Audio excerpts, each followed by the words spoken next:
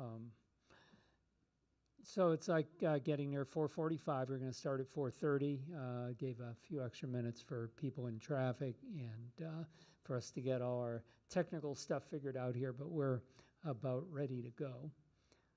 So all our presenters are here, and appreciate y'all coming out. And the on-off rain, whatever was going on. There were about 50 or so signed up for this. Typically, you never know. It's like maybe 70, 80% show up. And then there's those who came in that didn't sign up. So I always kind of figure it's something in the kind of the middle between the low and the high number. So if more people come, they'll just, they'll miss the beginning, but then they can watch the recording. So anyway, so I guess we'll start. I think that's our reflection there. Nope. Okay. So I'm Marty Waldman, and happy to bring you this event here today. It's the American Institute of Aeronautics and Astronautics, and that might not mean much to you folks, but it will by the time the event's over. Here's Bob Frank. Howdy. So working with Bob with a different effort and with another organization, and maybe fill you in on that in a bit. But so basically, this is American Institute of Aeronautics and Astronautics, and what this is about. So there's a lot of people here that have their life and their career ahead of them, and that's what we're here to kind of like help along, to give you some coaching at your age. So we kind of show you kind of what worked with us when we were your age, what kind of things got us interested and inspired. And that's just an example, because what interests you and inspires you might be totally different than what interested and inspired us. Two of us are from the very technical community, and one is more from the social and environmental work, running for politics at a very young age. But the core thing that I felt was really important was we're all driven by the same concept. We're very inspired by things that happen at a young age, and we turn that into our career. Just so happens aerospace is kind of 2 out of the 3 presentations themes, but the really important thing is showing how to identify what gets you interested that you can then turn into your life's mission. And that's the most important thing. A lot of people that don't have a mission or a vision or focus in their life. And this is our little piece. We've been fortunate to have that in our lives. We want to convey that to all of you attending. It's really important. Without that, you kind of, wherever the wind blows you. So kind of boiled it down, might be some big words up here, but to me, I think determination is the key word. There's all these other words, inspiration, which I love. I love the word inspiration. You get inspired about something. Vision, you kind of see the future. It's like what you would like to be and what you like to become. Motivated, you got to be motivated, but sometimes you have to act even though you're not motivated. It's like sometimes you have a big goal, but you're not going to have the motivation to do the work that needs to be done. So motivation's kind of on the sidelines there. It's more the action that's required. Motivation's good when you get it, but like I just mentioned, a lot of times you're not going to have the motivation, but you have to do that work. You need action. And then you have to just kind of trust. There's a lot of things that you can't see. You can't tell what's around the corner, but you have to just believe and trust in your mission and what you're trying to accomplish, which all, to me, comes down to how much determination do you have. To achieve great things in life, you have to have determination. Even people that don't achieve great things in life, they have determination too, but it's not focused and it's not of a positive nature. So here we're all about being an active participant in our determination. We figure out what we want, how to focus ourselves, how to work towards something that could be years off in the future. Certainly, as Ken's going to explain, he didn't become an astronaut by chance. It was a lot of focus. He was inspired. He was all your ages at one time. And I'm looking forward to his story, but it's basically going to be the same thing. He didn't accomplish everything, and being a pilot and landing on aircraft carriers, it's not by chance. It's a lot of focus and determination and wanting to make that come into your life. And also with Jeff and David, it's focus. It's a mission and a vision held from a young age. So that's what we're about here today. Before we begin our session, are there any questions about some of these words? Anything I said that maybe doesn't make sense, or we kind of on track? I think to put across what you want to learn about today.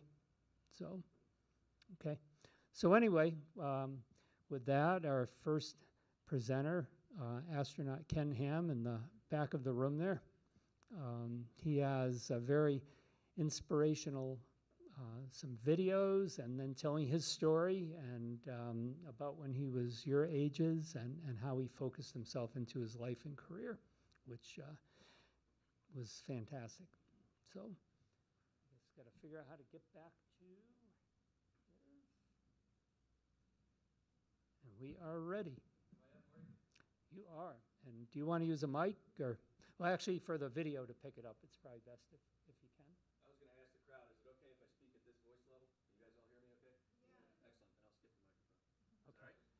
Yeah, I just don't, yeah, with the video, that's the only thing. Like, even we've had people that talk loud and it doesn't really come in. Here we go. Make believe it's not there. Perfect. I just got to remember to hold on to it.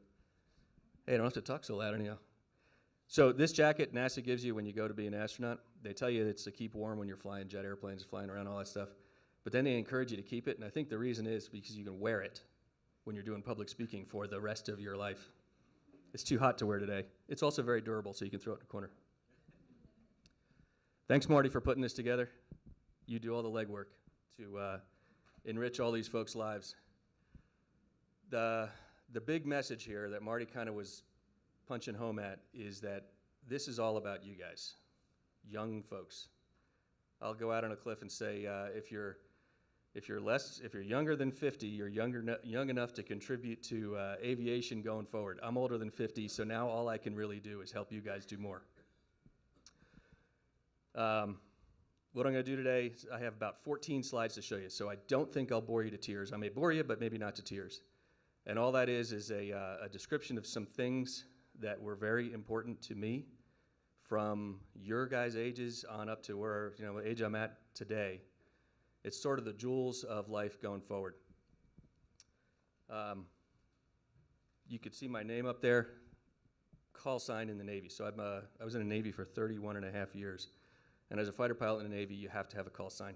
You don't get to choose your own. I came from New Jersey. I had no idea what a ham hock was. So I'm Hawk. I've been Hawk ever since. Kind of ironic because when you tell somebody your call sign, hey, my call sign's Hawk, they go away thinking hawk, like majestic bird. Not really true. I tried to make a title for this one, and by the way, this is the first time I'm doing this particular presentation. I've probably made 15 presentations in the 10 years I've been away from NASA. Marty inspired me to try to make a new one, which is specifically oriented towards the words we already said. And I tried to make a goal for it, or a name for it. And it's about airplanes. And I was 16 years old when I started flying those things. And see if this works. 45 years old when I was commanding a space shuttle mission. So that's, roughly 30 years. It took to put a whole bunch of different life experiences together to be part of something that's quite amazing. All right. Someone once told me that if you're going to do public speaking, you should try your best to get your audience to learn something. So I'm breaking it down to simplicity for you. 4 things to think of and carry away from this. My rule number 1 is find something in life that aligns with what you like to do. Notice like is in underlines there. And I'm going to try to tell a little story about every one of these as we go forward. So this is the age-old presentation method of tell you what you're going to hear, then tell you what you're going to hear, and then tell you what you heard. Number 2, pick 3 people in your life as role models. And it's not just picking 3 people as role models. It's not an instantaneous, I'm not talking about Abraham Lincoln. I'm talking about somebody that you know well, respect who they are and what they are, and then most importantly, identifying the traits that you like about them. Because once you do that exercise, then you have something tangible to shoot for. Always have a plan. You pick your gates, 6 months, 2 years, 5 years. That's the kind of way I've looked at life, and it's a rolling plan. You don't always achieve all your bits and pieces, but it gives you some focus, something to point at all your efforts that you do when you wake up in the morning and go do something. And then the fourth one there is there's no such thing as luck. All right. My aviation story started on this little snowy airport in New Jersey. It's called Cupper. I'm not even sure if it's still there anymore. And on I always think of this place as snowy because it seemed like I was always cold. One day, my dad, when I was about 15, challenged me. He said, I'll tell you what, kid, go do this enjoy flight, discovery flight thing, 20 minutes in an airplane, and see what you think of flying. So I went flying when I was like 15 years old for 20 minutes. And the instructor actually lets you hold on to the controls of the airplane and fly this thing around. It was amazing. So my dad's challenge was, you get a job, pay for half your flying license, and I'll pay for the other half. So I went awesome.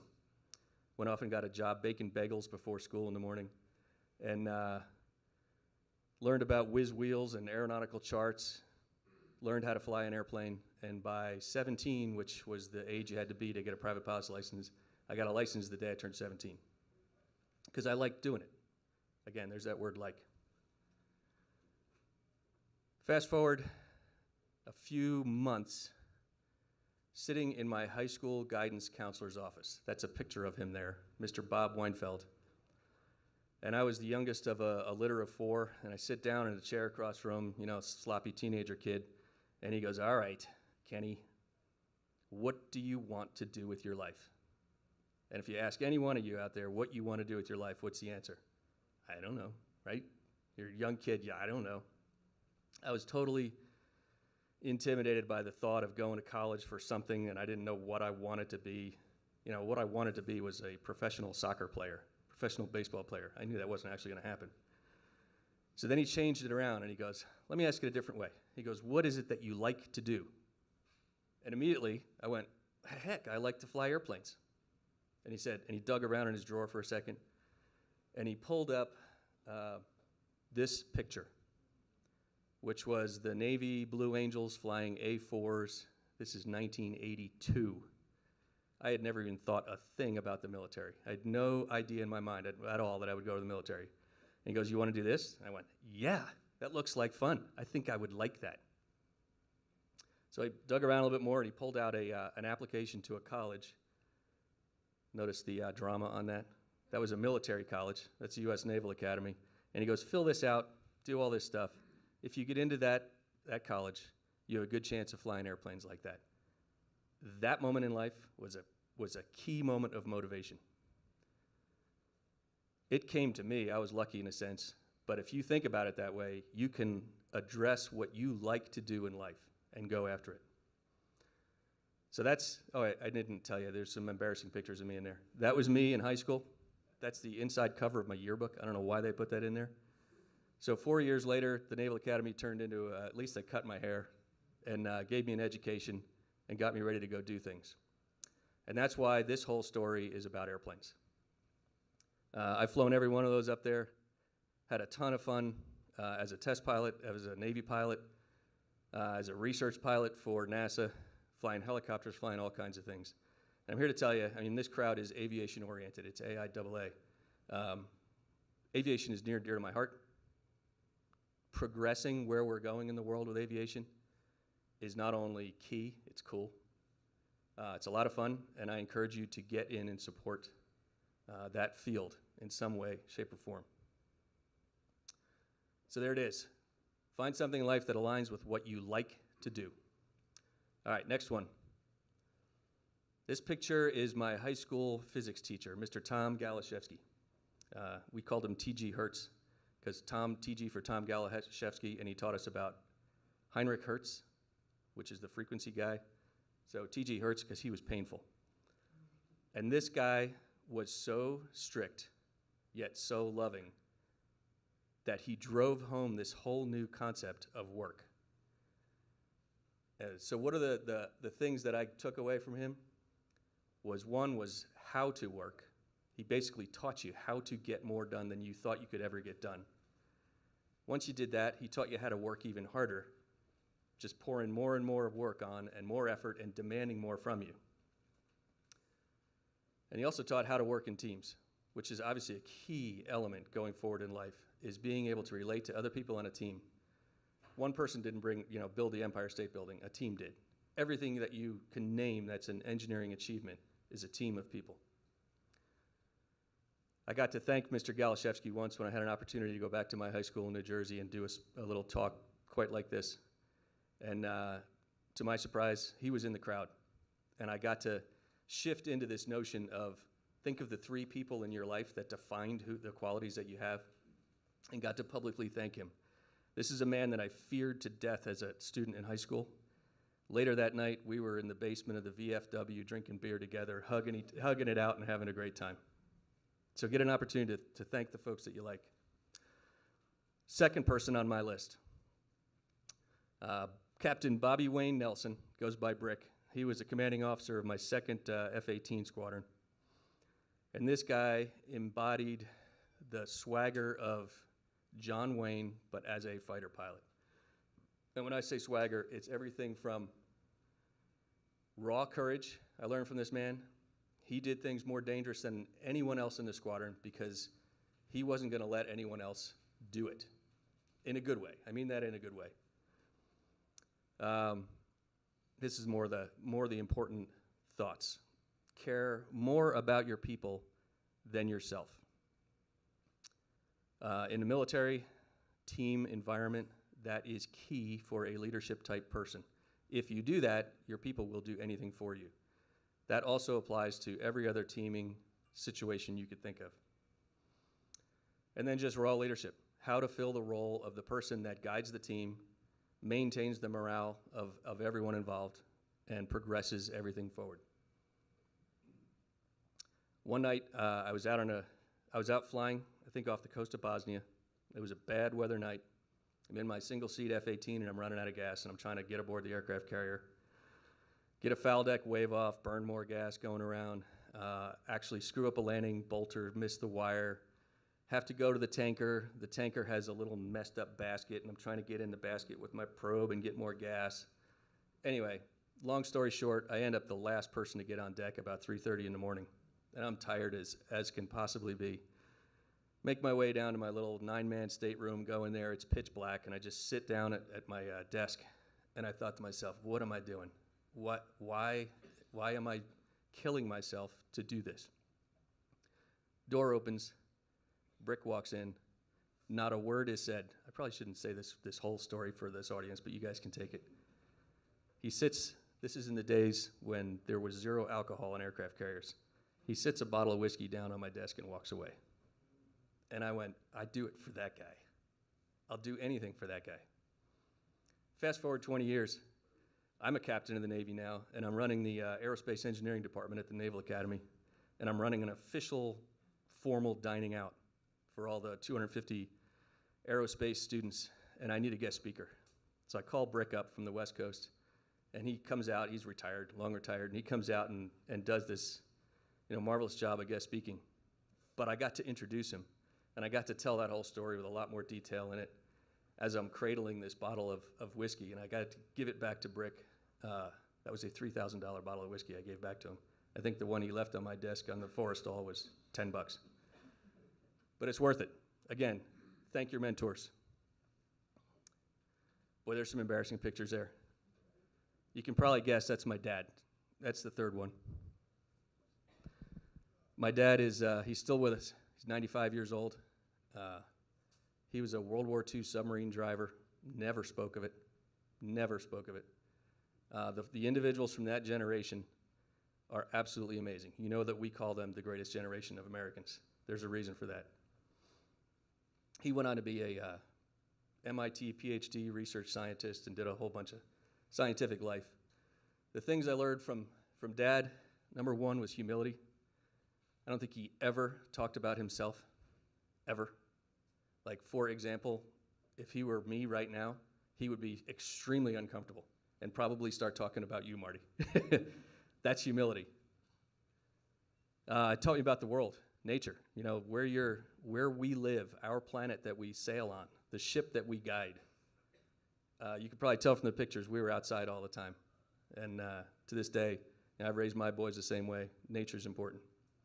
And then lastly is compassion for all the people around you all the time. You know, bad things can happen to anyone, and all of us have an obligation to help them out.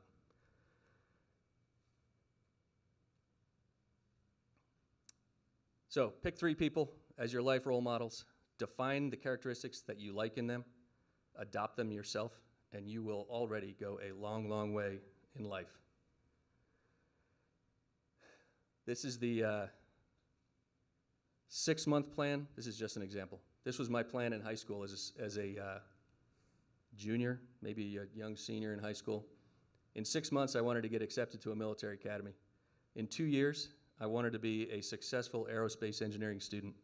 And in 5 years, I wanted to be flying military airplanes. That was my plan. You know, you break it down into 3 easy steps, and you go do it. None of them are easy, and they're all achievable if you break it down. You know, a golden rule in life with all challenges is make a good plan and then execute that plan. It's really that simple. There was another one. Be a test pilot, get accepted into NASA, go fly a big, giant, fire-breathing beast like that spaceship right there. And the last one, no such thing as luck. I think I have evidence of this. You know, you probably have been told in your life sometime, hey man, you're really lucky for that happening to you. And if you really think about it, I guess winning the lottery is luck, but when you have personal achievements in life, very rarely are they based on luck. There was a time when I was a senior at the Naval Academy when I got myself stupidly into an awful lot of trouble. There's a special award they give you. It's a gold sweater with a black N on it. If you get in so much trouble that you still get to graduate and didn't get kicked out. It's not important what the trouble was. I won't go into that. But in that time frame, I decided, well, heck, I'm on restriction. I can't leave the Naval Academy. I may as well start really studying hard. So I studied aerospace really hard, particularly space, because we started a new space track. The person that came in to run this space track was a guy named Professor George Piper, who was a former director of Goddard Space Flight Center, tied into NASA. Came time to graduate, and he had watched me become a better student over that year. And he goes, I got an old friend, Mr. George Abbey, director of the Johnson Space Center down in Texas. He was a Naval Academy graduate. He goes, here's an opportunity. I need a midshipman that has shown that they can learn the material of aerospace. They have aviation experience, and they're not afraid to fail. So Mr. Piper came to me and he goes, you're the one. And none of that was luck. It started with flying when I was in high school and getting a job baking bagels and putting the hard work into that scenario. So what happened in that? I went down to the Johnson Space Center before I started Navy flight school for about 5 months. And they assigned me to fly on that airplane. That's lovingly known as the Vomit Comet. It does zero-G simulation in about 25-second pieces of time for scientific endeavors. And I would fly on that thing every day, and I probably flew 200 flights on it. And the weird thing about that, so that's the point in time where I had no plans of being an astronaut, none whatsoever. I just wanted to go be a fighter pilot. While I was there, I got to meet all of the brand new young astronauts that were right around the Challenger time frame. And just hang out with them, work with them, get to know them. When you fast forward that situation 15 years or so, I'm back at the interview table at NASA for the interview to be an astronaut, and it's the same people. They're right there, you know, getting ready to help decide what I'm going to do with my life. So I feel lucky. I told you I made a title for this slide.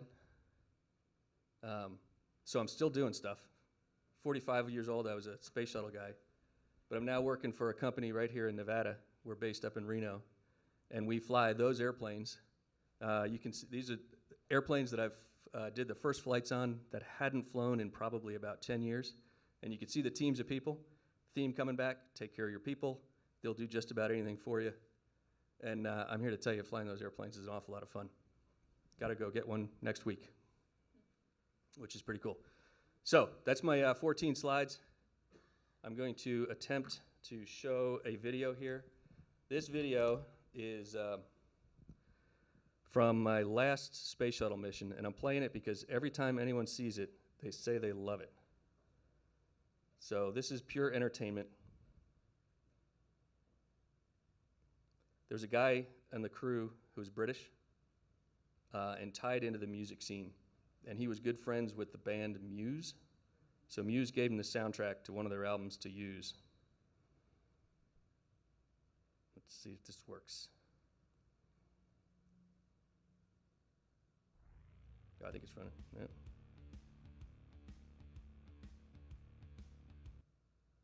Let me try it again.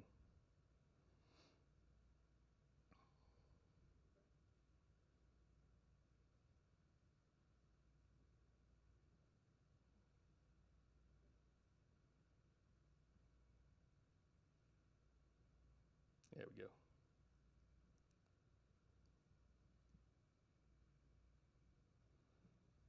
It's about, I don't know, 10 or 12 minutes long, I think.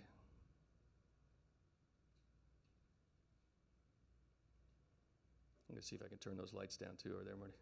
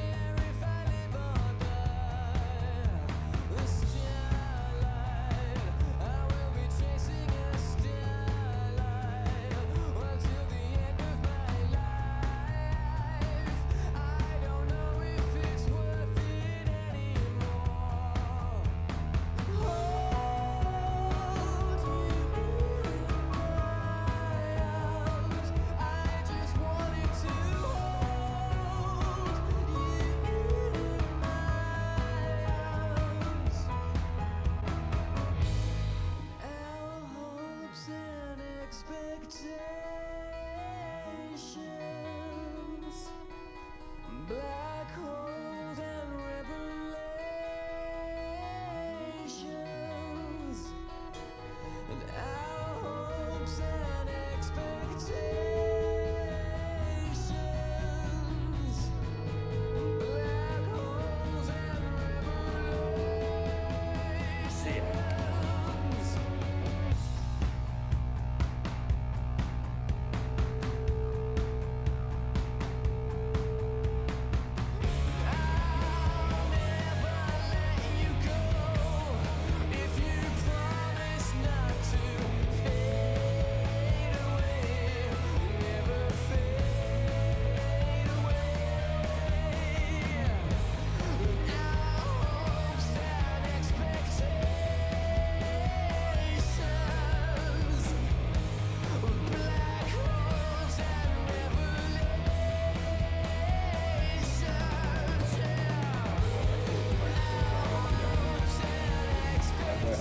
Good job, buddy.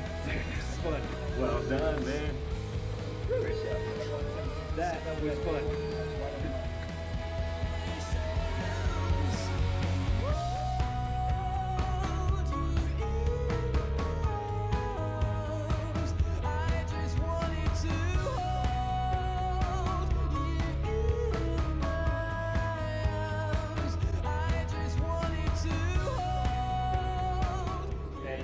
Almost all of us on board Atlantis, we've been here before, but it's bigger than we remember, and speaking for myself, better than I remember.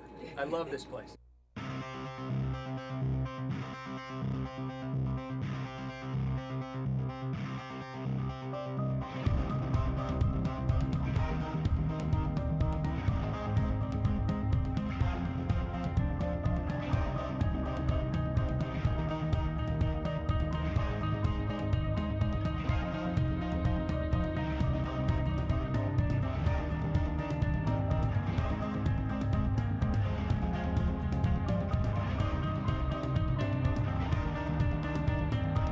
Whoa, that's cool.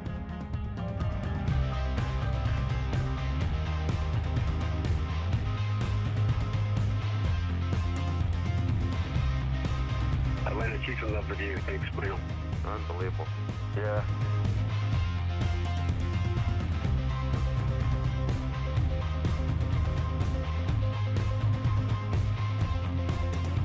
There it is.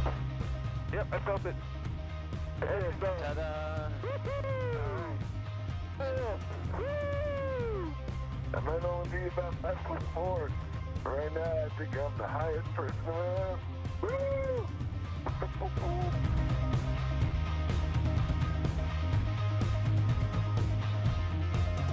That gentleman's pretty far away. We won't leave you. Well, I mean, unless we have to.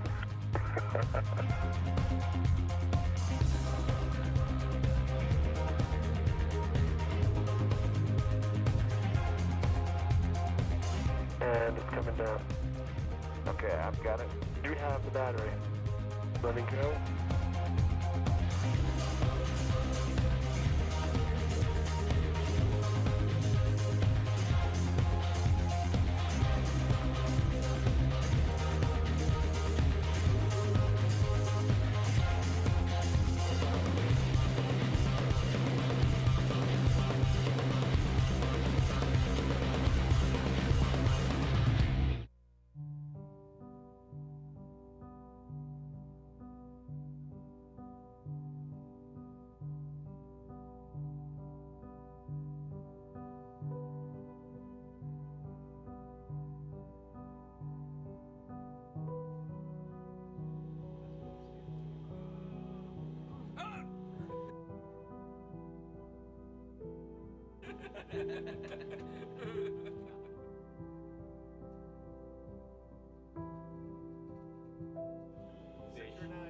Swimming by their fishbowl. No! Oh no! Hold on, I might be able to save this. Or maybe not. Take 4.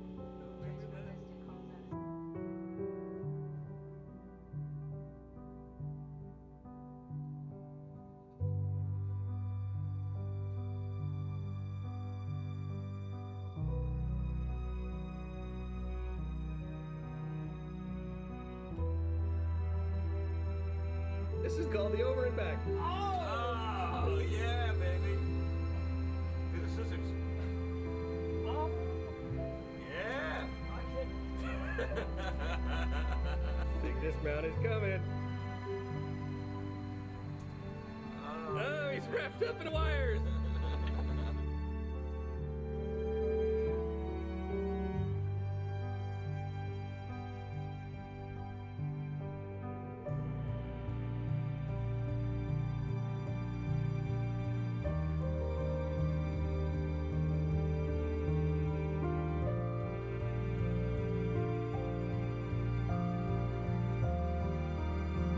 Man curling, where our stone Big G is being propelled by PLT Antonelli.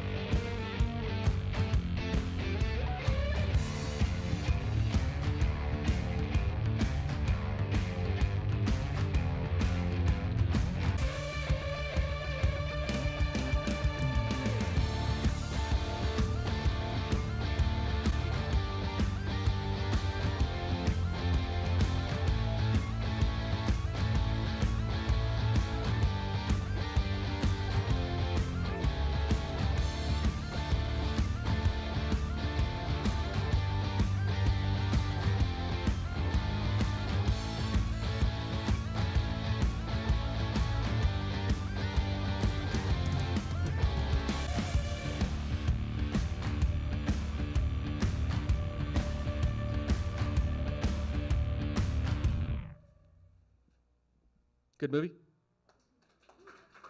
Most people like it. It's been about a year since I've watched that movie. Kind of makes me miss it a little bit.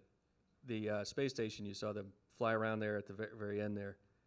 Bigger than a football field, weighs over 1 million pounds, took over 35 space shuttle flights to build it.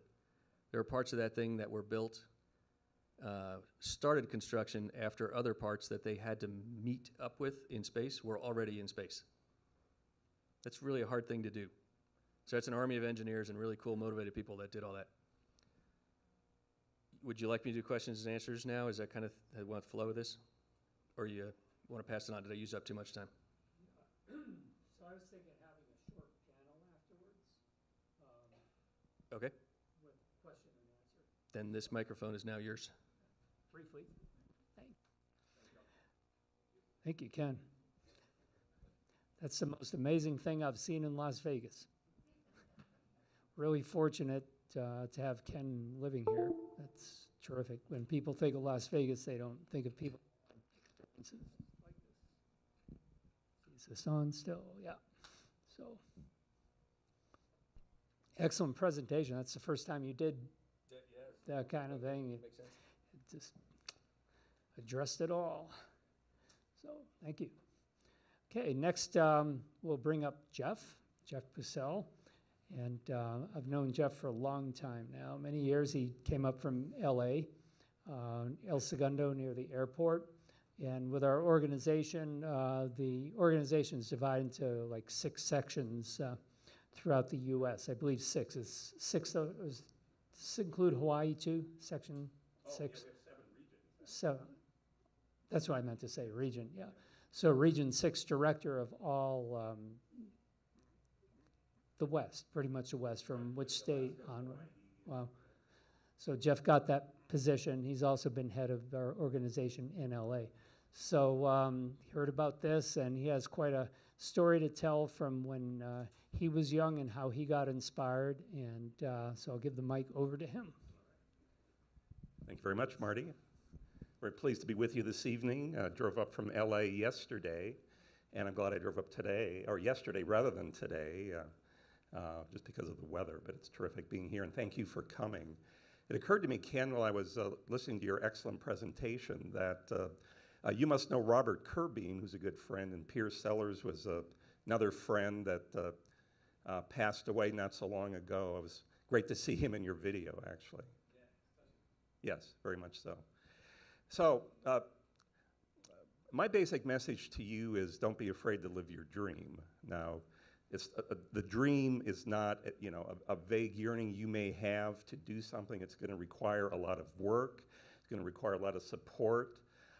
It really does help to love it because you'll be doing it for a long time. One point where I do disagree with Ken a bit is I'm in my 60s and I'm still loving it. And honestly, I can do it every day. What I do is design instruments to look at the Earth from space. And I have friends, sadly one of my friends just passed away a couple of weeks ago, 1 week short of his 89th birthday, and he was still doing what we do because you love it and you just get better at it. Now, eventually it probably does slow down a little bit, but it's what I love, and I feel like I've been doing the same thing for 55 years or more. I was talking with Zebediah just before the show began here, and somebody asked him, well, how long have you been interested in space? And he said, always. I've always been interested in space. Well, that's my story too, and I really do feel like I've been doing the same thing for more than 50 years. So, as I mentioned, what I do is design instruments that look at the Earth from space. I follow them all the way through the process from the very beginning, where we talk with scientists in universities, at NASA, really around the world as well. We really try to understand what they want. How do they want, what do they want to understand on the Earth or elsewhere? And then we build instruments that will make measurements for them. And so this slide summarizes some of my background. I started my professional career as an astrophysicist, so I have a PhD in astrophysics. And so I've been to all the great observatories of the world and used the telescopes, making measurements. I was always really a bit of an engineer. I liked building things even as a little kid. And so that's really continued to the present. Really the moment that inspired me early in life was we'd come home from some event, family event, and it was dark. And I was in the back seat of the car. This was before seat belts. So I think I was sort of sleeping on the floor of the car or something. And really, I was not really quite asleep. And I knew if I pretended to be asleep, my dad would pick me up and bring me into the house. So he did that. And I looked up at the stars. And it just took my breath away. And at that moment in time, I knew that that's what I wanted to do. I became a space guy at that instant. That led to getting a telescope for the following Christmas, using that for years, finally building my own telescope, doing science fair projects, winning at the highest levels in the science fair world, going to the University of Chicago, and on from there to a career in astrophysics. But I realized that there was more to my life than just science. I wanted to do more than just make observations, build equipment for very specific things. I wanted to do everything. I wanted to build hardware that would solve all sorts of problems, from weather forecasting, climate monitoring, to laser communication, to understanding the oceans. Because as an engineer, that's what you get to do.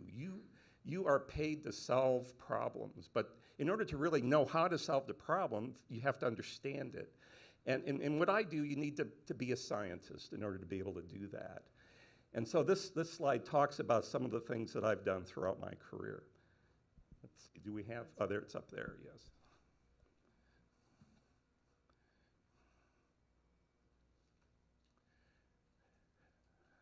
So I've been doing this for a long time, as I said, 50 years if you go back to my childhood, but really that is what I've been doing for at least 40 years professionally. To me, the human part of it is very important as well. Ken talked about the importance of mentors. That's been important for me as well. I was privileged to meet and get to know some remarkably inspirational people that you've heard of, like Chandrasekhar, who was a very well-known astrophysicist, won the Nobel Prize for his work on black holes. He essentially developed the concept of a black hole back in the 1930s, and he provided very valuable advice to me, which was just keep going.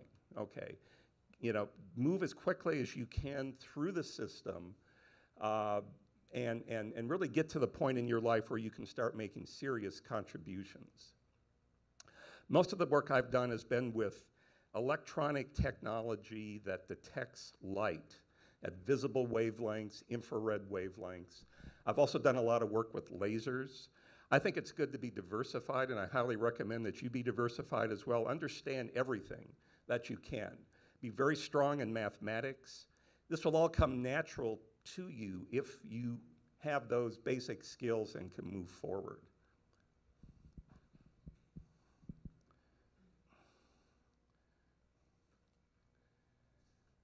Well, and certainly I endorse the importance of family as well. Throughout my professional career, really starting in graduate school back in the 70s and really moving on to the present, it's just been a wonderful mix of different things, not only pushing forward in terms of professional career, accomplishments, satisfaction of seeing things happen, but also doing that within the context of a wonderful and supportive family. In fact, my wife is here tonight. So all our kids are grown up now. So they started as science kids as well. My oldest daughter lives in Germany now. She has 3 kids of her own, and we're going over there next week, actually, for the holidays. So, and they're all brilliant students, and who knows where they're going to end up. They may be scientists. They may be something totally different. For me, at least, it's important to live your dream, and that if that's important to you, then I encourage you to do that. I worked for different companies along the way. What I found was I found opportunity, beckoned in different places, and so I responded to that opportunity.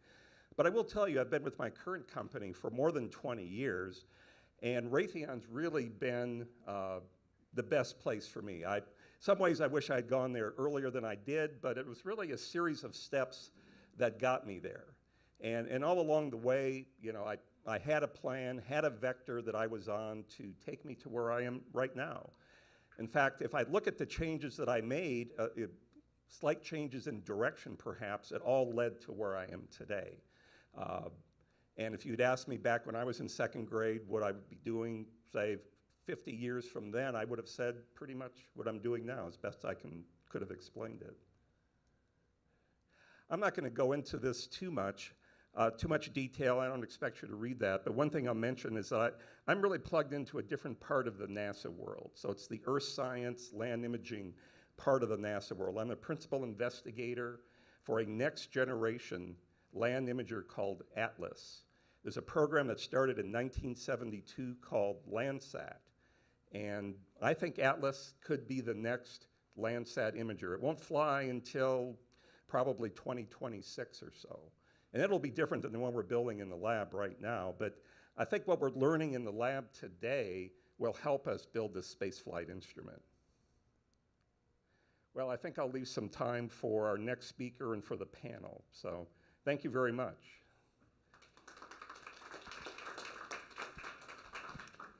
Learn new things about Jeff every day. I know. So, thanks. Never stop learning. Okay. And there he is, David Lopez. Now, I felt it was important to bring up someone who's younger than everyone else here, but the main thing is that probably about the same age that our two speakers first got inspired about something. Same thing with him. You're just seeing him at a younger age, and it's really cool to think about, you know, when I'm 100 years old, to see where he ended up with his chosen career. So anyway, and this is just the slide I'm going to have up for him, and he's just going to talk to you kind of plain. He's real good at talking to people and conveying what's important, and it's the same thing. It's the same inspiration, that same kind of inspiration as what he had at a young age and how he sees his life going forward. So, thank you so much. Thank you, Marty. It's a pleasure to speak to you tonight. My name is David Lopez, and I'll bring it back down to earth a little bit closer, literally. I am more down to earth. I've never been in space. I've never been in a space shuttle, but it's admirable. I tell everyone it's such an admirable achievement, what education and what your inspiration can lead you to. I am a public servant, so I work directly with the public. I have represented the public in various occupations and various positions over the years. And my inspiration, the impetus of how I came to be and how I started doing these things has its origins almost 19 years ago, if you can believe it. I'm 26, by the way. So when I was very young, I used to build cities of Las Vegas. My parents used to tell me, if there's something you could do for your neighbor, do it. If there's something that you could do, if there's a service you could provide, a favor you could do for the public, do it. Maybe cut the lawn, maybe do some shrubs, maybe do a gesture for someone else. So building these communities haphazardly out of paper mache, tape, I thought to myself around 6 years old, I said, I want to make the city better. I want to clean it. And every morning I would wake up with a paintbrush and I would dust off these paper streets and I'd put my little Hot Wheel cars, fire trucks, police cars, and all of these things. I took a field trip in 3rd grade to City Hall. It was in the year 2000. My 3rd grade teacher, his name was Gary Reese, and he was the mayor pro tem at the time. His father was my 3rd grade teacher. And when we went to City Hall and we went to the mayor's office and we spoke to staff and we spoke to Oscar Goodman, and it was his first year in office, I learned one thing, and I said, one day I'm going to work in this office if that's the last thing that I do. And you know why? Because we learned about sanitation, we learned about public safety, we learned about the utility, we learned about the sewer, we learned about administration, we learned about a lot of things, parks and recreation. And I said, aha, I said, there's my inspiration, there's my moment. As I went down that elevator into the trolley, because we used to have trolleys in Las Vegas on wheels, not on track, but we had trolleys, that's what we called them. I said, that's how I'm gonna clean the streets, that's how I'm gonna build our city, that's how we're going to make our city better than it was before, was by working at City Hall and by doing something, I wasn't sure what, perhaps elected position, right? But I thought to myself, well, how am I going to do that? It was very simple. I got an education, I found a passion, right? You find your passion, you find your education, and you run with what you like. I echo everything that was said earlier tonight. You've got to like what you do. You've got to enjoy what you do. So every day you wake up in the morning and you say, I'm going to go to work, I'm going to get something done. During my years, I was a park commissioner. I served for just about 6 years. I was the youngest appointed commissioner in the history of our city. At 18 years old, that's me speaking right here, we were doing a Veterans Village grand opening. So the mayor and I spoke. This was maybe a couple of years ago. I meet many people. I meet many young people. One of my efforts now is to just inspire and let people know, you know what? There is a way that you can achieve anything you want. You gotta want it, you gotta like it, and you gotta follow your path and a plan. You need to follow your plan. Now, nobody likes uncertainty. People prefer predictability. And one of the best ways you can do that is by charting your own course, right? Making that map, making that roadmap for the future. Because nothing is guaranteed. Nothing is guaranteed. But we can do things now. You can go to school now. You can ask the important questions now so that tomorrow you'll have the answer. And you'll be more likely to arrive to the place you want to be. Right here up above my head here, this is what I build now. I still build communities. I still build models, but they look much better now. They look much better. I put more time into it. I've learned new techniques. I'm not an architect. I'm not an engineer. But public service is so important because the public matters. Everyone matters. My job is to amplify your concerns at City Hall or local government. Because when it really gets down to it, what happens at the park, what happens at the street, what happens maybe in your community, whatever it might be, public safety, fire, those are local issues that affect everybody, right? 100% of us are affected by what happens in your local government. This is one of my favorite pictures. I wish you could have had a bigger one. But I went to John C. Fremont Middle School in, I believe, 2005. And our school was celebrating the 50th anniversary. So I took it upon myself to paint the John C. Fremont flag, right? And I painted it at the school, and it is still there today. My name is stamped under the flag. And at the time, former Congresswoman Shelley Berkeley came to do a tour of my school. And we gave her the tour, and we took some photos right in front of this flag that is still there today. Right here. Pioneer of the West. And then just about, I'd say maybe 3 months ago, I went back to Fremont to do a town hall meeting. And I said who I was. And some folks were surprised, and they thought, you're David Lopez? You're the guy that did the flag in 2005? I said, sure am. So we went back and took a picture. So it was an amazing experience to do a before and after picture of me as just a young boy when Shelley Berkeley was there, to fast forwarding all these years and now taking a picture again with what I do now, right? It's sort of, I don't know, it's just so amazing to me how quickly time goes. But with everything that happens, it's so important to remember that the public matters. You know, your voice matters, working to amplify your concerns. But again, none of this would be possible without an education. You need to go to school. The world has changed, you know. Back in the 1970s, back in the 1980s, you could get out of school, you know, out of high school with a high school degree and maybe, you know, get a really good job, you know, with benefits, maybe manufacturing. But that's changed. The world has globalized. The world has become much more competitive. You're competing with other people in other parts of the world, especially in the tech world, in computers and technology, people in the Middle East, people in India, Europe, everywhere in the world. So you have to be the best at something. You have to like it. And like my mother has always told me, you know, if it comes from here and it comes from here, you're going to be the best at it because it's a passion, right? Your passion fuels your drive. It's not the money, it's not the position, it's not, oh, it's about me, it's about you. We have to, you know, we keep the public first, right? We have to make sure that people matter.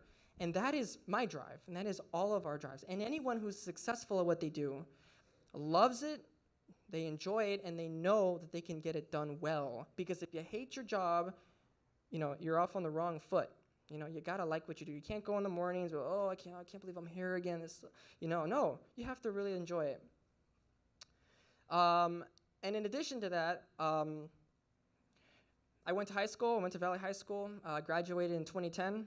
I was in student council. I used to go out and have petitions signed in my school. I was class vice president. It was my first election that I won. And I said, you know what? I want to listen to what your concerns are. We had issues at school. We had the bathrooms needed maintenance. There were some things going on there. The bathrooms were broken. I got a petition going. I got 200 students to sign a petition. I went straight to my principal's office and I said, Mr. Montoya, we have an issue here. These bathrooms need attention. They need repair.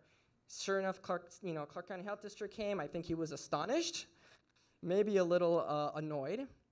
But nevertheless, we got something done because that's our job. That's our job at City Hall. That's our job in local government, whether I'm a city councilman or whatever I am, commissioner. What matters is we can get something done for you, right?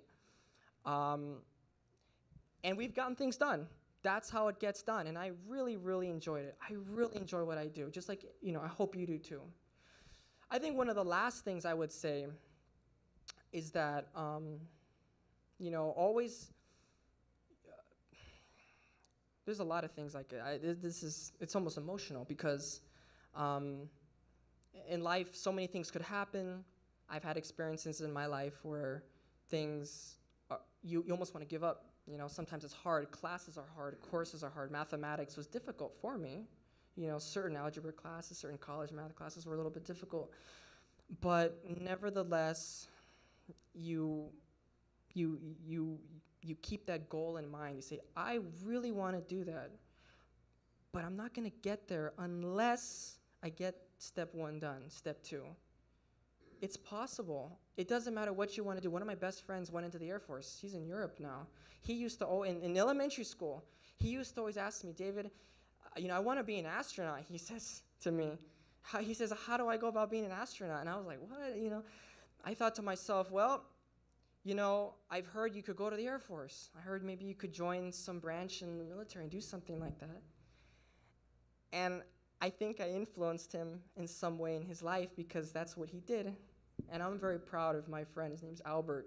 Very smart young man, and I've known him for, maybe 17, 18 years. Ever since we were this big, and now he's gotten into the Air Force, and now he is what he is, and it's amazing. I think he's on the right path.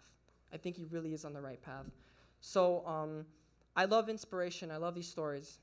It warms my heart. It gives me that hope. It gives me that encouragement that, we have a brighter future. I see a lot of young faces here, very important, a lot of young, bright faces.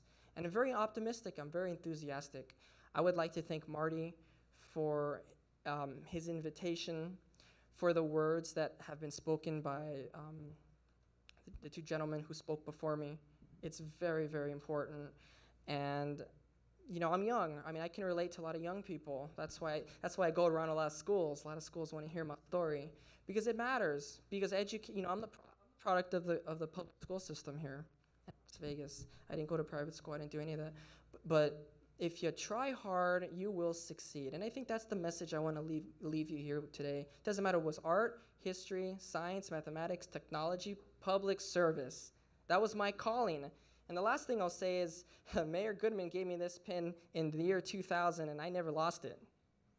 I never lost it because I said, you know what, I'm going to work there someday, so I need this. And sure enough, it happened because I wanted it, and you will get it too. Thank you so much, Marty. It's really terrific. Thank you, David. Wow. Okay, let's make an informal panel here with 3 chairs and 3 speakers.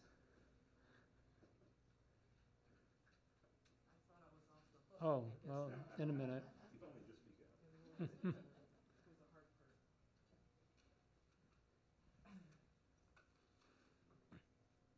Would anyone like a water? I would. Okay.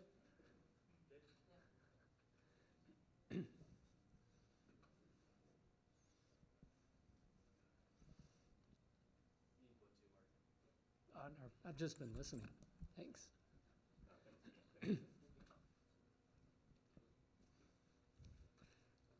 Okay, so I had some things I was going to toss out there pre-prepared, but they answered everything I was going to ask. I was going to say, how did determination play a part in your life? Well, they covered that. How did inspiration play a part in your life? They covered that. So I think we'll turn it over to the audience. Did I see a hand go up for a question? Okay. Wait a minute. A leadership question for Ken. Presumably, leadership roles or in positions of leadership in the military are a bit different than positions of leadership in NASA, which is a civilian organization. My question is, just can you touch upon that and how you saw the two different things? And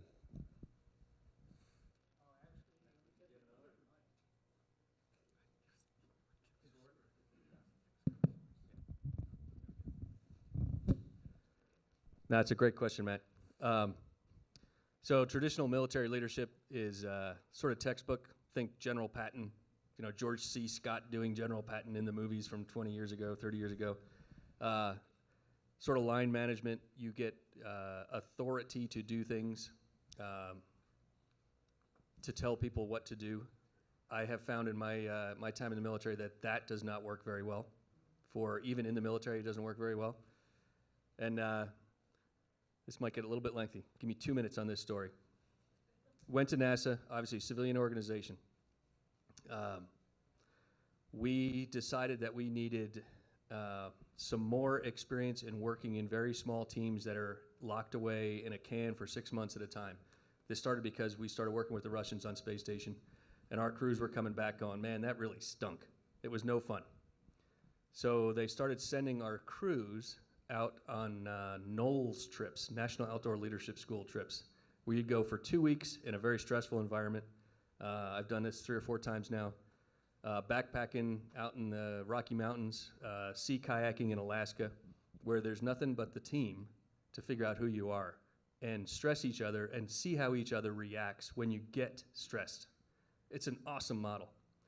And one of the little exercises they do in the woods, because you have a mentor kind of leading you along, a very experienced kind of leadership person.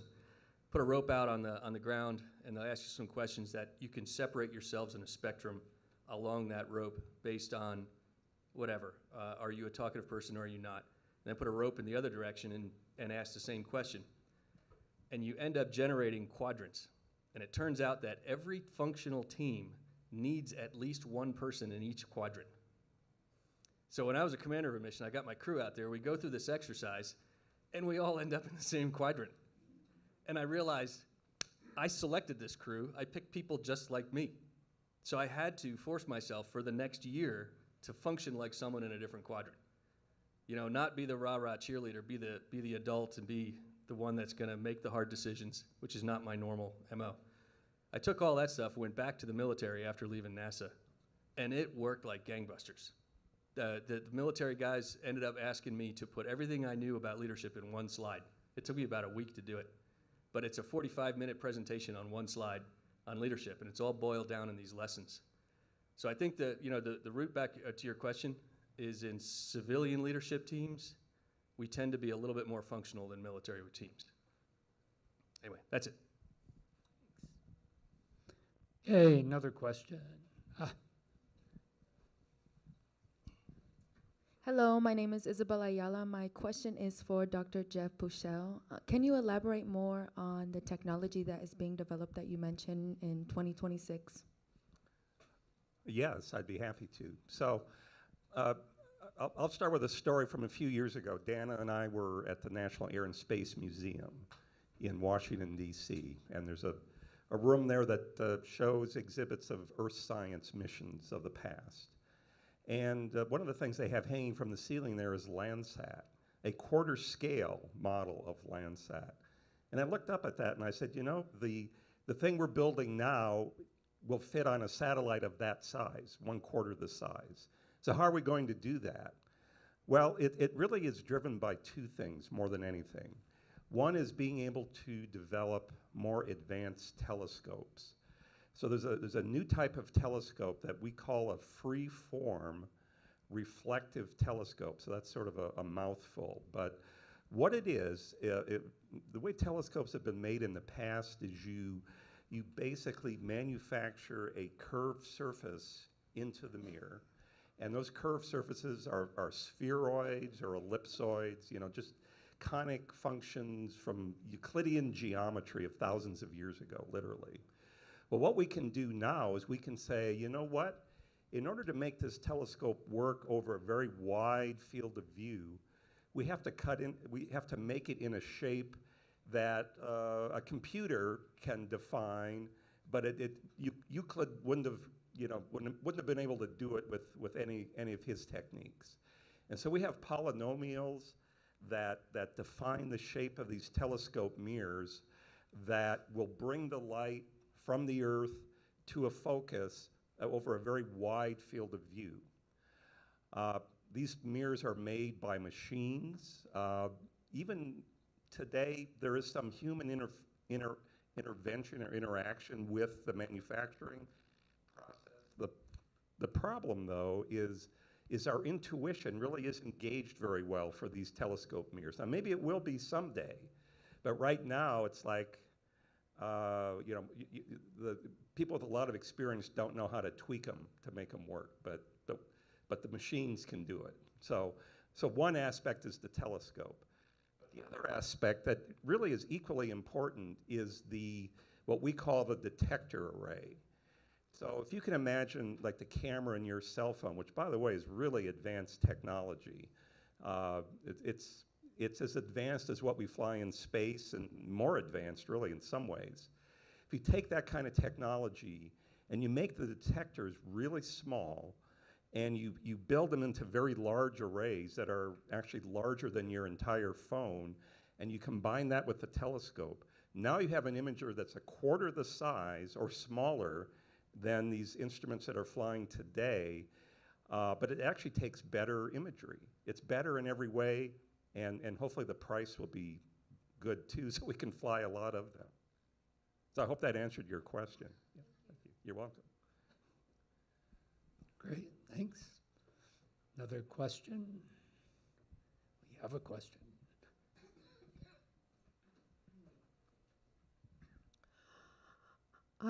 I have master's degrees in teaching and learning, and I'm really concerned about the education we have today. We have Common Core math, which is meant to dumb our kids down by 2 years by the time they graduate. This is from Dr. Milgram, who was on the committee to approve the standards, and he did not. How are we going to produce students? How are they going to be able to handle the advanced math that is especially needed for year 2 occupations? Actually, all three of us should respond to that. I'll start okay, with great. I'll start with David because I'm not sure what the politicians can do, but I'm sure. Oh boy. Let me stand up. One of the things that I struggled with math was not being able to relate it to anything practical. When a student doesn't know like polynomials, monomials, trinomials, because I used to, the quadratic equation. Okay, that's fine and dandy. However, how am I going to apply that to my life? I think a lot of young people are sometimes discouraged by what they see in math class. They think, well, what am I supposed to do with this? If young people, if high school students, college students, if they could have a relation with, to relate two things, then maybe they would be A, more interested, and 2, they would want to achieve more, because they would say, well, I'm going to need this for this, and I'm going to need that for that. Just like finding a missing, on a right triangle, right? Pythagorean theorem, right? What if you're building a roof? What if you're doing something? I was never taught that in school when it came to math. They never told me, oh, this is what this is used for. That's what that's used for, right? Because a lot of times what happened with me is a lot of times we skipped sometimes a lot of the basic principles, especially nowadays with division, math, and addition, subtraction. They have all these new methods of division. And I'm thinking to myself, I don't know, I don't remember this. I don't remember how to do this, right? I was not taught that. I think that's one of the biggest things we have to look at. Now, from the city's perspective, we don't have any authority over CCSD protocol, programs, etc., because that's a separate entity. We are, we're separate entities. The city of Las Vegas and Clark County School District, two different governmental entities. But that's my opinion on that issue. One time I asked my algebra teacher, I don't know what, we were learning about, actually, as a matter of fact, I think it was permutations or something of that sort. And I remember asking, how can I apply this? You know what he said, or didn't say? He couldn't tell me. He couldn't tell me. My math instructor couldn't tell me what I could use this for. And that's bad. That's bad because how are kids supposed to relate to these things, right? One thing is you want to be an engineer. Great. I have family. My family are all civil engineers, so they need these things. But for other people who are getting other of their interests, I think we have to look at what does a student want to do now, right? And start guiding that student in the right direction. I've known people that go into photography. So let's try to guide them into photography. We'll have them take the basic math courses, the important math courses, the college, requirements.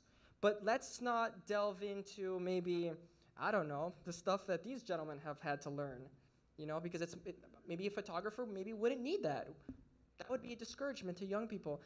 Did that maybe address your question a little bit? A little bit? So let me elaborate a little bit. First of all, I think you've hit on the key need in education, mathematics. It really is the basis of everything we do in the technical world. And I was back at my alma mater. I go there regularly, but there was one particular trip a few years ago when a mathematician was the dean of the physical sciences division. And so Dana and I had breakfast with him, I think it was. And he was telling us about a program that he was involved in that summer, funded by the National Science Foundation, to teach mathematics to elementary, junior high, and senior high school math teachers, especially elementary school teachers. What he said was they're teaching math, but they don't even know what mathematics is. And I'm sure they're great people, giving it the best they've got, but we need to make sure we have teachers that understand the subject they're teaching. I will tell you, in my case, I had some excellent math teachers, but I also learned it on my own. My father was an engineer also. He's 91 and still going strong, but he had a lot of math books that I learned from, and I think today, there are other opportunities on the internet and so forth for students to learn. I think we've got to make sure those opportunities are known. If a child, has mathematical ability, but maybe not opportunities to learn as much through schools or through their family, perhaps we should find a way to find a mentor, an engineer or scientist that can help guide them, because it's an interactive thing. It has to be something you do on your own, but it really helps to have somebody pointing you in the right direction as well. But this is a crisis that we'll solve over time, I hope, but we need to implement solutions now that help the current generation of young students really find the right opportunities to learn mathematics. I'm reluctant to take the mic because I don't really have much nice to say about this subject, other than I think it's not the problem. I think it's a symptom of the problem. And to go much farther than that is to get pretty dour and sour on that. And so I'll just reserve that and I won't go any farther.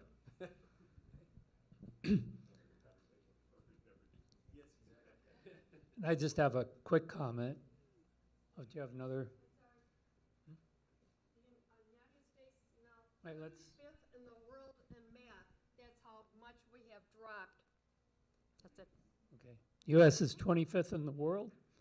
35th. 35th with math. My math 2 cents. This is a little math right there. So I always had a hard time with math.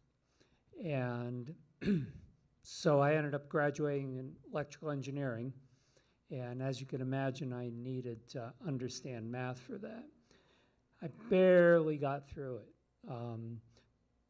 You learn math, but then in engineering classes, you have to apply that math to solving problems. And if you don't understand the math, it's like, it's pretty difficult to do. And in my case, what pulled me through to get through that was my determination and interest to work in technology field. I was very inspired by space at a very young age, probably 6 or 7. I always knew that somehow I would need to be, it's my life's mission to be involved in that. And with the emerging technology, I was born at the perfect time when all this was happening, beginning of the space program. And at 5, 6 years old, I started doing things. I remember when the first U.S. spacecraft hit the moon. It was the Ranger spacecraft program. And I would set my clock so I'd be awake at that time when that happened, when the U.S. first touched the moon with something. So you can see what the motivation was. It's like it was just locked in there. And that same motivation and interest is what squeaked me through enough of the math to get through school, to get the degree, to get into the field that I always knew that I needed to participate in. So I think bottom line, what I'm trying to say is what you can't do, like US might be 35th in the world. I was 350,000th in the world with my math, but still, because of my determination, I got to the career goals that I wanted to get to. I also realized that there's different levels of that. I was in high school during the moon landings. I figured I need to do that. But then quickly the realization came to me, with these grades, you know, I'm not going to be accepted into a program like that. So it's like that was that limitation. But in the big picture of my life and career, it's like I did everything else that I could, given where I was. I was very grateful for getting to the point where I could get to, at least in order to still make my dreams come true with my life and career.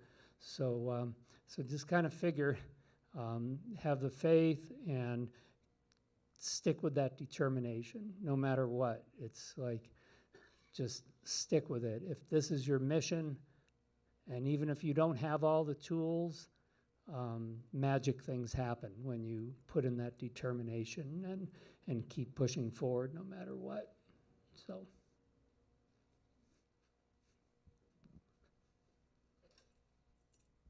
Hi, my name is Velma Smith. I'm from Nevada Partners. I guess this question is geared toward Ken. And besides the fact that we send spaceships out and we have telescopes looking back at us and looking further out into space, what is the main objective for us to send humans to space? I love this question.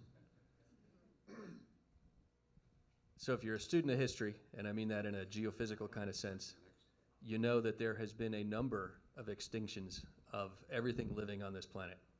That's a fact. So our clock is ticking. We don't know exactly when that next big rock is going to come and hit this planet, but it will. And when it does, it's going to obliterate everything on it. So it's a question we ask ourselves, do we have an obligation to try to preserve this species by finding another place to go live? I think we do. I think we do. So for me, that's a pretty easy one.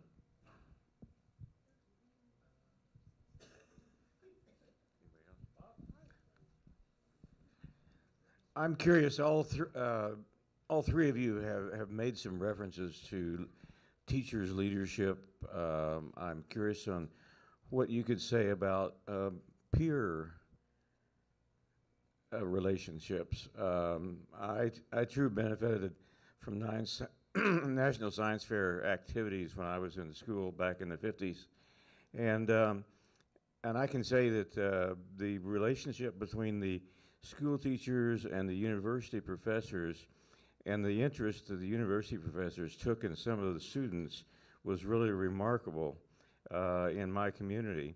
And I'm curious if you saw that, and if you also saw that, especially when you're learning to fly at 16, I assume that you had other young men and women, mostly men probably at that time, that were interested in flying that you could associate with, that could share the joy of flying, as all of us who've done flying can do. So I'm just curious about how this peer relationship works, and how the relationship between teachers and university professors who help give examples that you were talking about.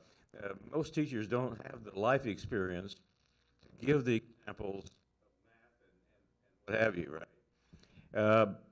But the professors usually do, and you can find professors that can help you understand why you need to know that certain part of mathematics or whatever, and I'm curious if that was important. Sorry for a long question. That was a good question. Well, my major was political science, and I studied criminal justice in college at UNLV.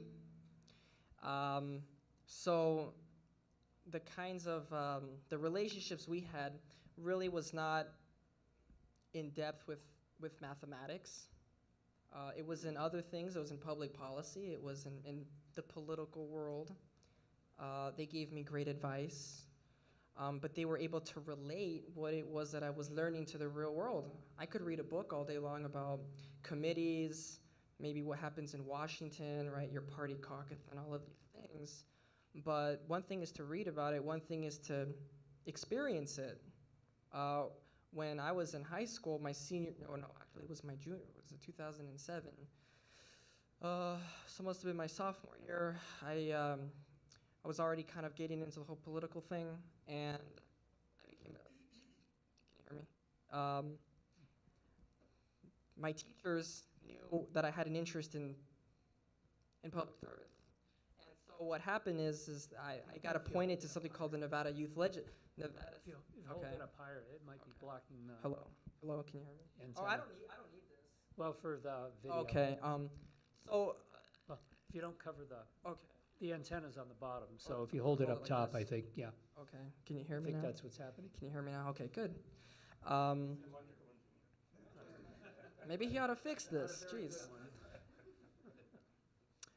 My professors, my high school teachers gave me good advice. I don't always credit myself entirely because I needed help too. I needed help along the way. I needed my teachers, my professors to give me advice.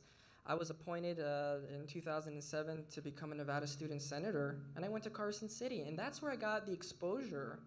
And had it not been for that bond with my teachers, maybe I would have never been appointed or even recommended to the state senate. Who knows what would have happened? So you need to, you need to make a presence. You need to show everyone, hey, look, this is what I'm good at. This is what I like to do. This is what I'd like to pursue. And this goes for all students. I mean, if there's something that you want to do, right, ask your teacher questions. That's what they're there for. Our tax dollars go to make sure that you get the answers you seek, right? Because if you don't, they're not doing their job. I've had some pretty scary stories in math class myself from teachers who were not ready to teach, who were making a lot of mistakes. And I think that goes kind of to the point the lady was making prior. We need to get people that actually know what they're doing, get a little bit more experience in what they're teaching. Because you don't want to let your kids go off and learn the wrong thing. But anyway, that's been my experience, and I think you could probably echo or speak to that. Sure. So, talking about peer influence for a moment. Back in junior high school, there was a gang of us that were the space guys, and we started the space club. And we all had telescopes, we all had dreams, and we were just into science, and our interests sort of fed on each other. We did great things together, and so it was good to have that small group of like-minded individuals, very different, you know, in our own specific interests, but we reinforced each other and really helped propel ourselves forward. Later on, and by the way, I should mention at that same sort of level in junior high, senior high school, I had teachers that were amazing, and I look back on them and I realized how much they really did for me in terms of creating opportunities, things I never would have heard of on my own, like National Science Foundation institutes in mathematics during the summer, telling me about the science fair, things like that that I might not have known otherwise. So that was extremely important. As I progressed, I already mentioned Chandra, you know, urging me on, but what I found was being around people that are really good at what you want to do and love it as much as you do or more can be very inspirational in itself. And one individual comes to mind, Gene Parker, another professor at Chicago.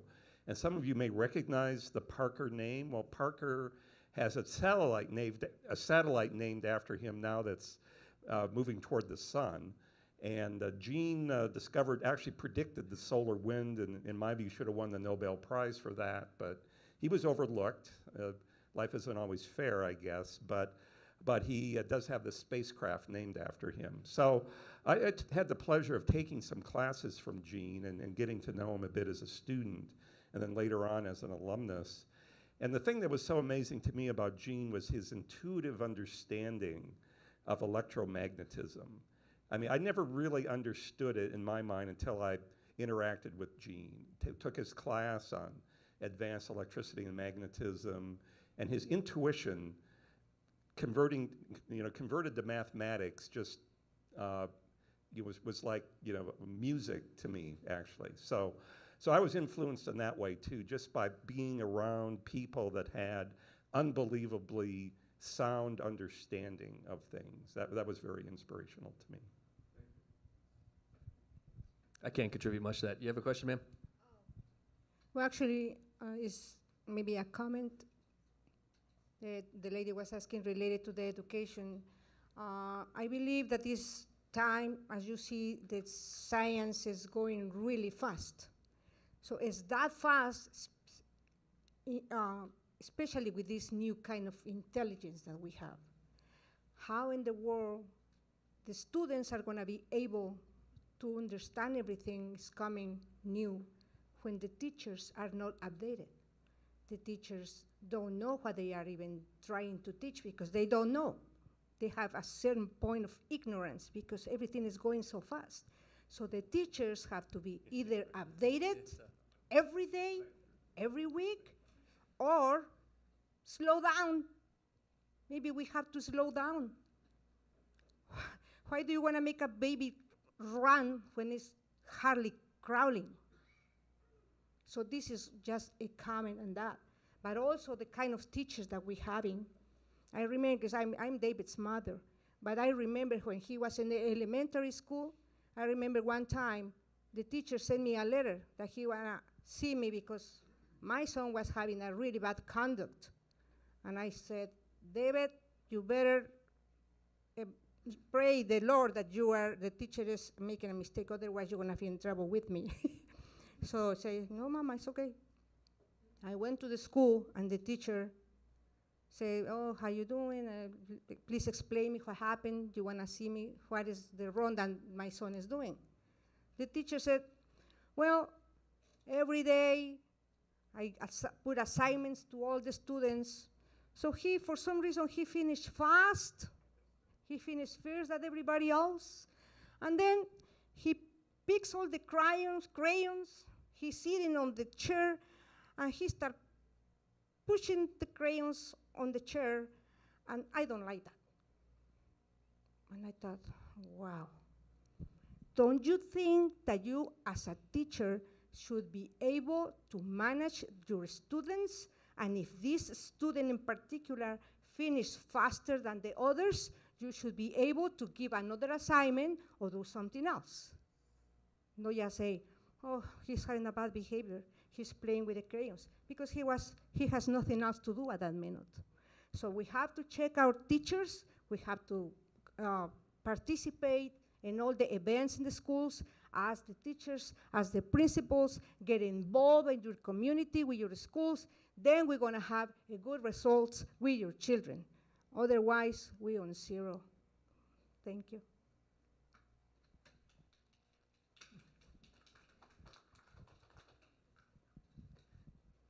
Okay, and then we just have time for maybe We got a question right one here. or two more. So you said that we're trying to live on another planet because sometime an asteroid or a big rock's going to come and hit the Earth and wipe us out.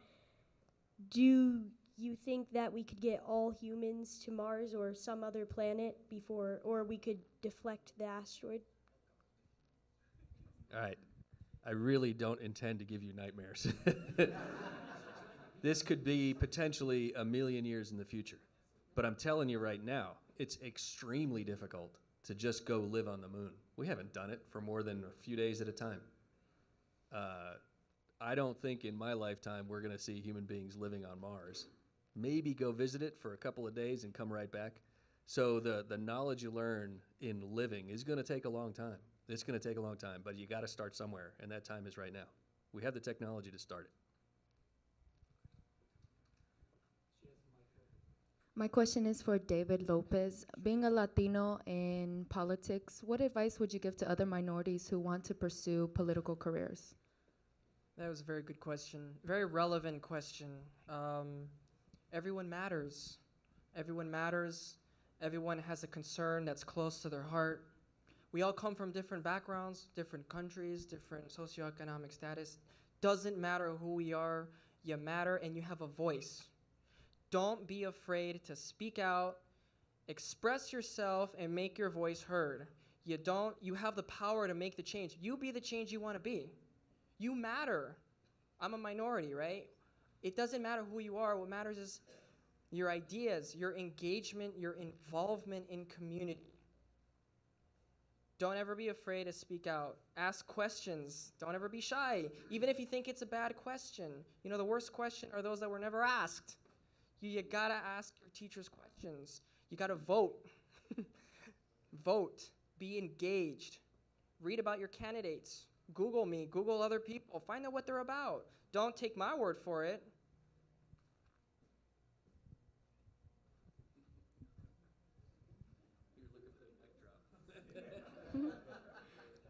Okay, so I have two questions. The first is for Mr. Lopez, and the second is for all three of you. Now to Mr. Lopez. As a high school policy debater and as a debate captain at my school, I do greatly empathize with your passion for helping the public and local issues, also this country's issues. So you've said that you have gone to various schools and you have spoken with children, engaged with children. How can high schoolers, young people like you once were, engage with City Hall, engage with things to do in the city? Oh, good question. I started, it started basically when I was in high school. I got involved in student council.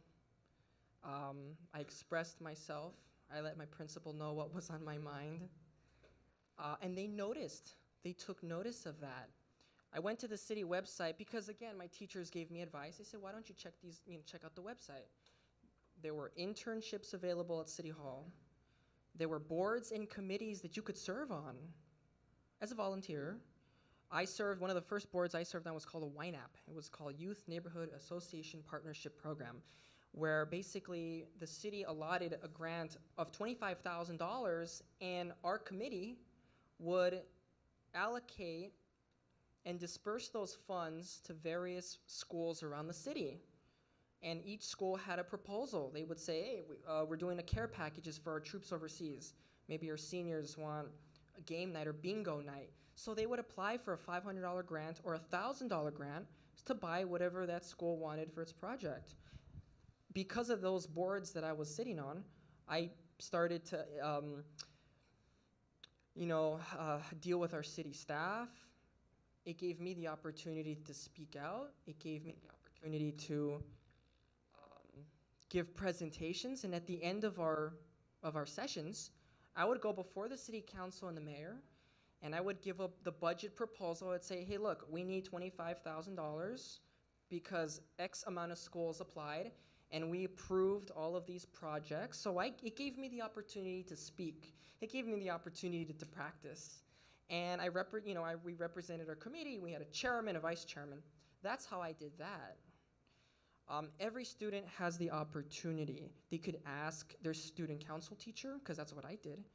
Her name was Patty Hay, and she recently passed away. It was very sad. But she, helped facilitate that for me because she got me involved. She helped me along the way. There are a lot of great teachers out there that we need to acknowledge. But anyway, that's what I did. Did I answer your question?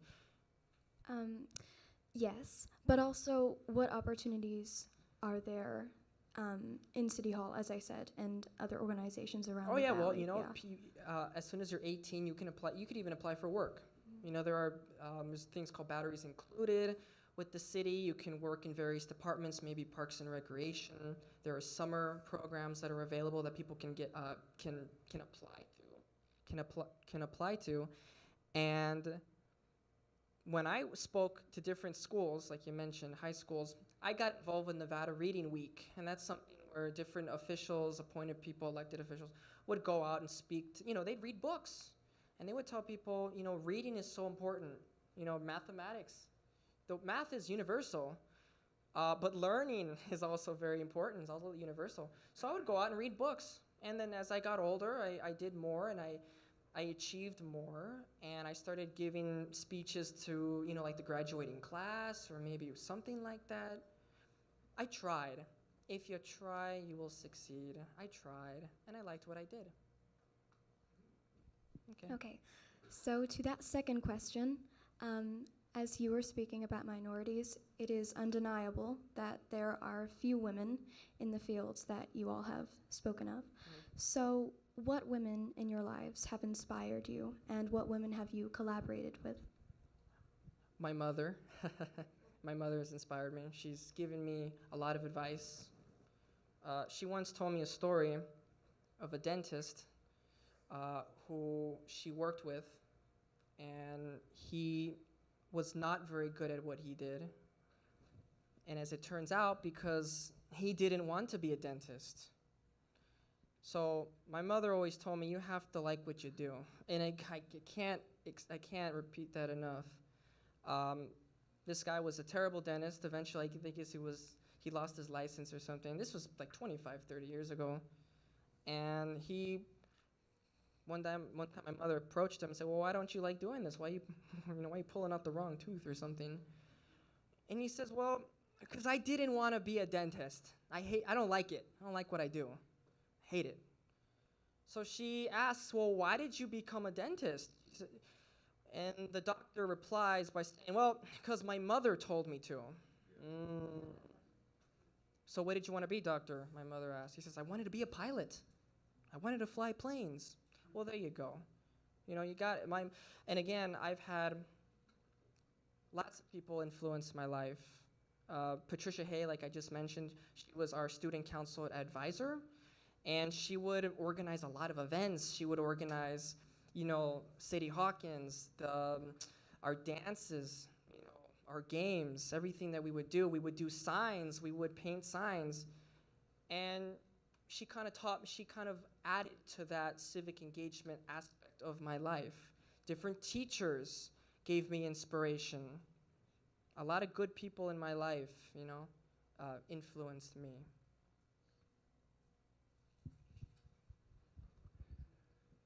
Well, I've enjoyed the benefit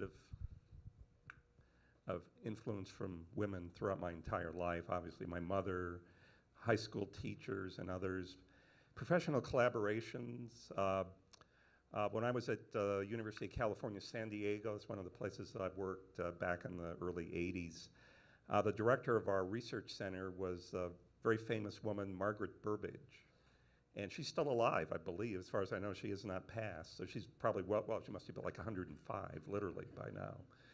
So Margaret was just an absolutely wonderful person.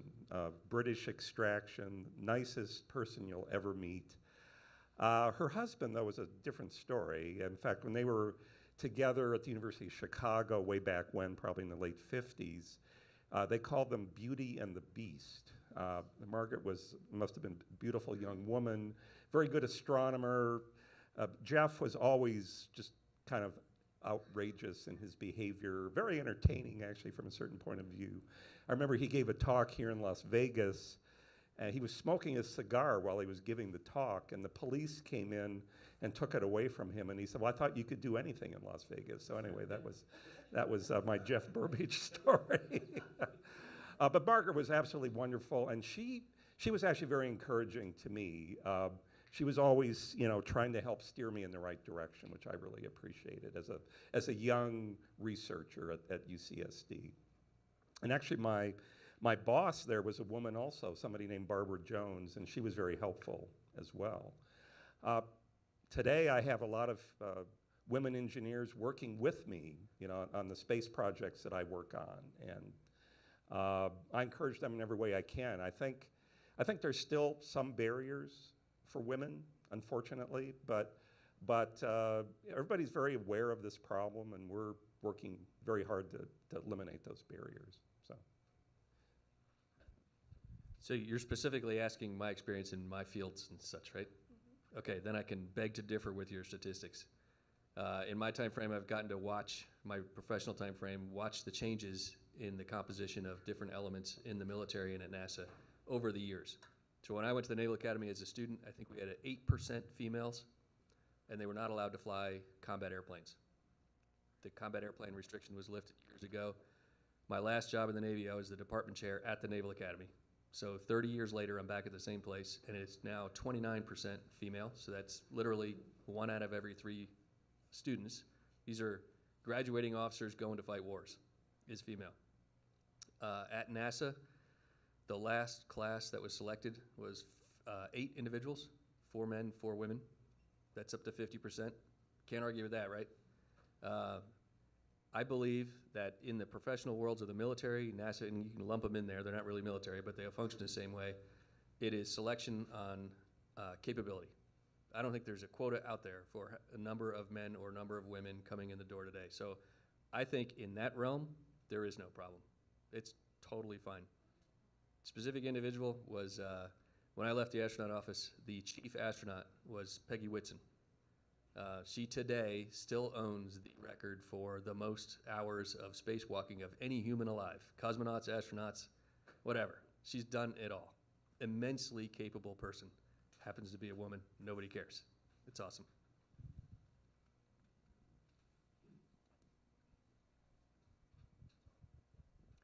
Okay, I'd like to take a bunch more questions, but they're going to kick us out. And so we'll have to wrap it up, unfortunately, but mingle until they actually physically come to get us. But I have to take everything down here.